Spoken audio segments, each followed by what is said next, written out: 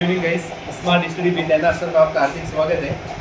अगर आपको ये चैनल अच्छा लगे तो चैनल को सब्सक्राइब, लाइक एंड शेयर जरूर करें। आपके सामने कुछ अनुपात के सवाल दे रखे हैं। ऐसे सवाल अपन जैसे रेलवे की एसएससी वगैरह एग्जाम होते हैं उसमें ऐसे सवाल अपने को देखने को मिलते हैं।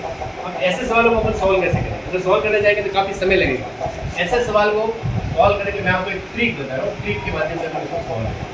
इससे पूछा है 2a बराबर 3b बराबर 5c हो तो a अनुपात b अनुपात c का मान होगा। अपने को मान निकालना है।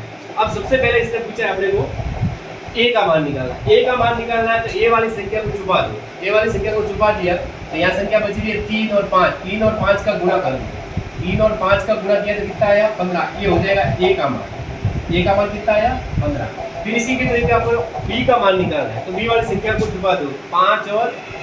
5 और 2 का गुणा करो। 5 और 2 का गुणा करेंगे तो b का मान आ जाएगा, यानी 5 दूनी 10। b का मान आ गया 10। अब c का मान निकालना है तो c वाली संख्या को छुपा दो। 3 और 2 का गुणा किया, 3 और 2 का गुणा करेंगे तो कितना आएगा? 3 दूनी 6, यानी c का मान आ गया 6। b का अनुपात हो गया, a का अनुपात आ गया 15, b का आ गया 10 और c का आ गया 6। अगर ये वाली संख्या, ये वाला सवाल समझ में नहीं आया है, ये वाला ये इसका आंसर है। इसी तरीके से देखिए a का मान निकालना है तो a वाली संख्या को छुपा देना है। क्या बचा? b और c, तो दोनों को क्या करना है? आपस में गुणा करना है। 4 और 7 का गुणा करेंगे तो कितना आएगा? 28।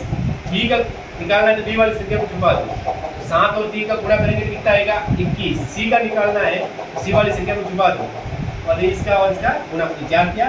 12, यानी 28 अनुपात 21 अनुपात 12, यानी a का मान 28, b का मान 21, c का मान 12। ये हो जाएगा इसका आंसर।